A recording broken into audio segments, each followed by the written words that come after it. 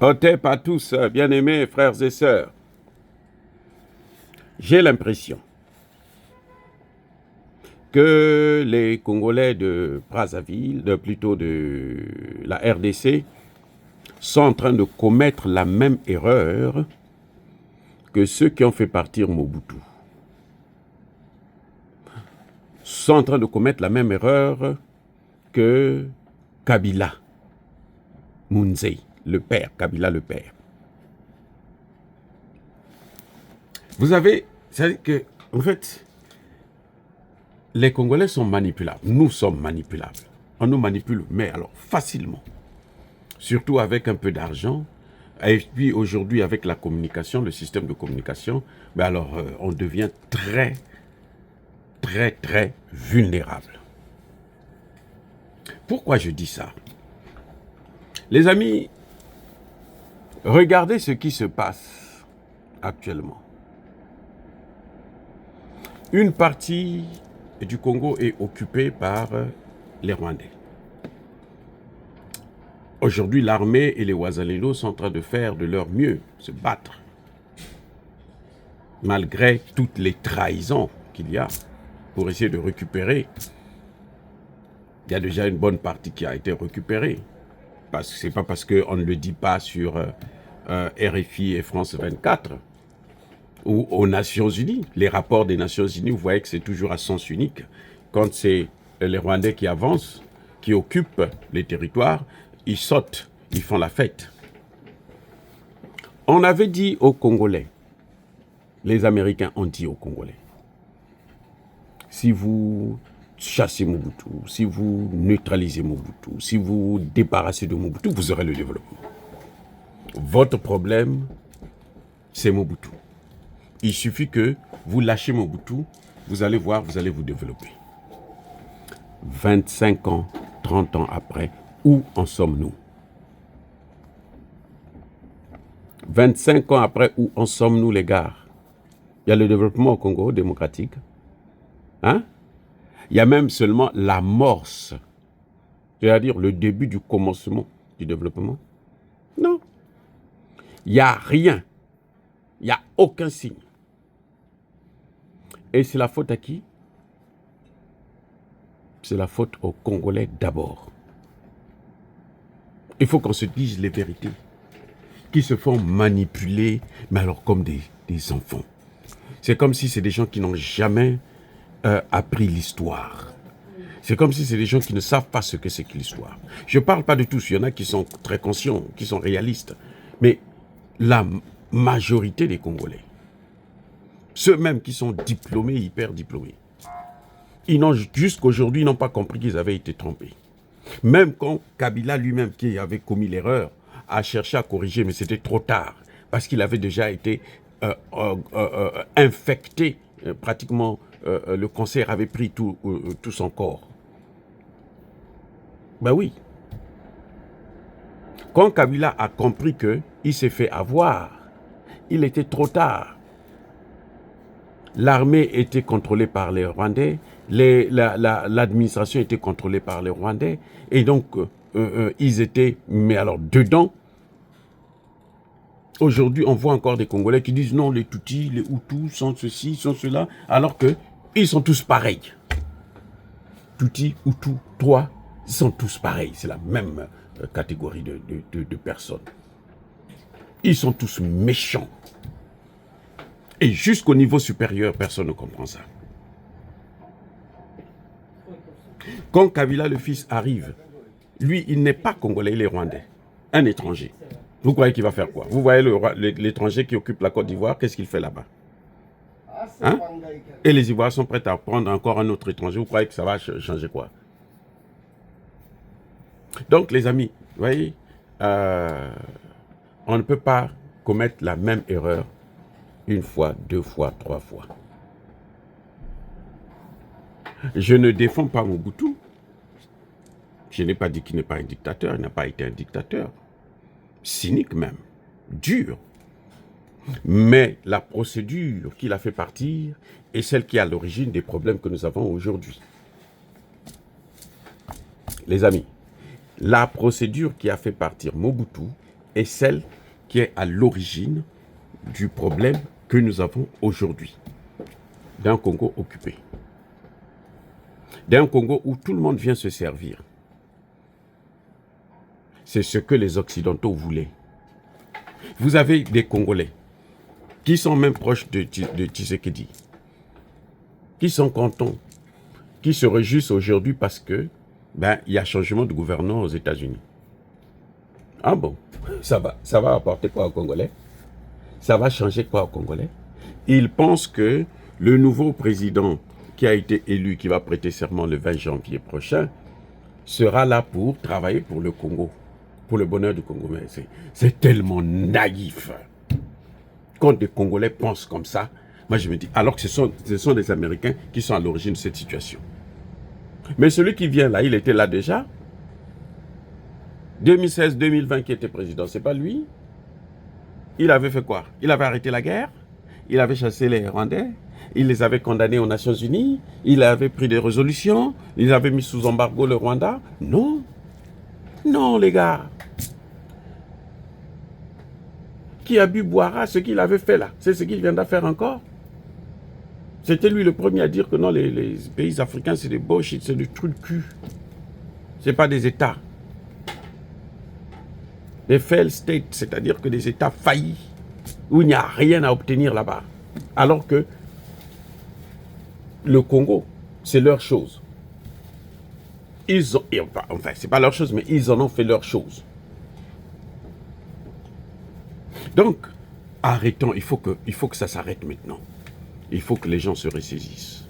Il faut que les gens prennent conscience. Le Congo n'est pas à vendre, le Congo n'est pas à partager. Mobutu était un dictateur, mais on ne pouvait pas jeter l'eau avec le bébé en même temps. Vous lavez le bébé, cette eau-là, vous jetez aussi le bébé. Eh oui. Si Kabila n'était pas venu avec les Rwandais, le Congo ne serait pas dans la situation dans laquelle il se trouve aujourd'hui. En tout cas, certainement pas.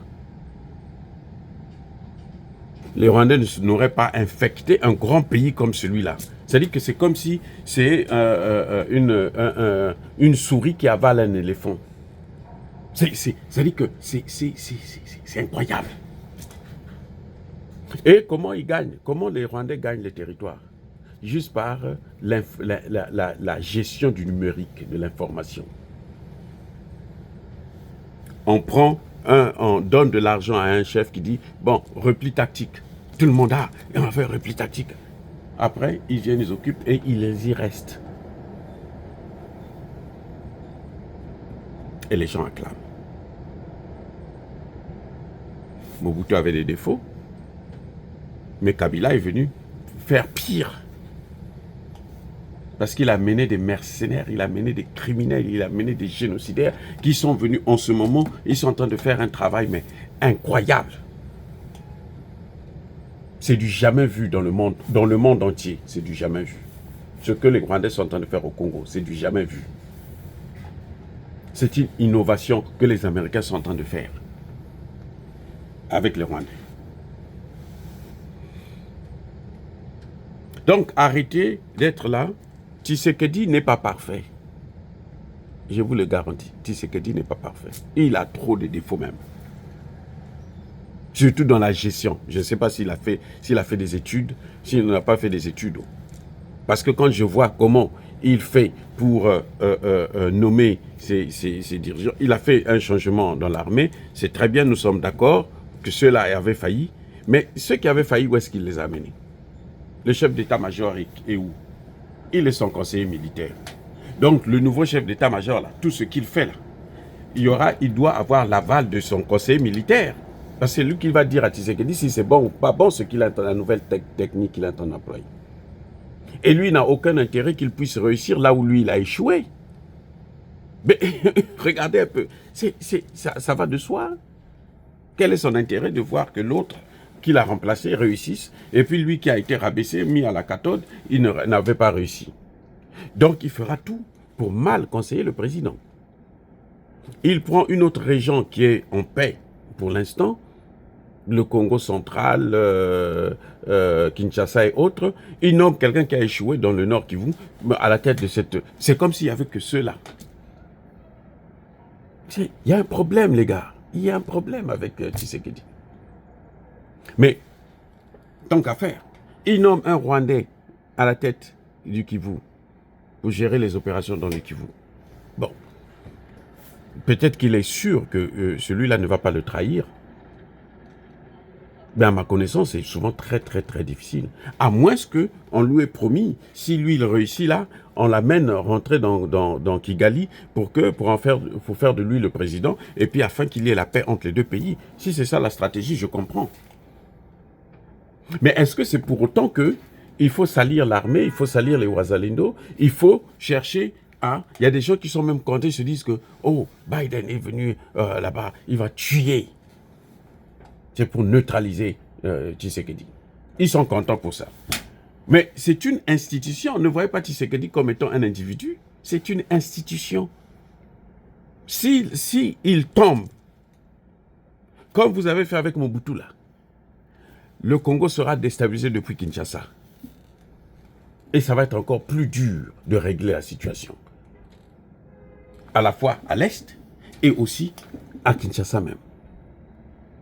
Si comme vous dites que les Rwandais sont déjà au Congo-Brazzaville, mais ce sera facile pour eux de venir déstabiliser Kinshasa. Encore pire que ça. Donc pourquoi vous ne pouvez pas accepter que quelqu'un termine ces 2 mandats? Il est mauvais? Bon, les 2 mandats là, après ça, on ne veut plus de lui. Moi, j'ai toujours dit, hein, s'il réussit à régler le problème de l'Est, je pense qu'il lui faut un 3e mandat. Mais s'il ne réussit pas, si ce n'est que ce que nous voyons là jusque-là, le tâtonnement, il faut le balayer. Il n'a qu'à aller se repartir en Belgique, là où il a l'habitude de partir, voyager et tout machin, et puis voilà.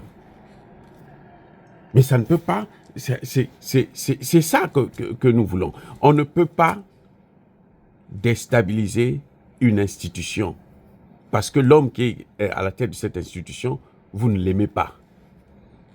On ne peut pas déstabiliser le Congo, pire qu'il est déjà déstabilisé en ce net moment. On a déjà des difficultés, parce que les Rwandais sont infiltrés dans notre armée. Les Rwandais sont infiltrés dans l'administration. Quand je dis notre, parce que je suis africain, c'est tout.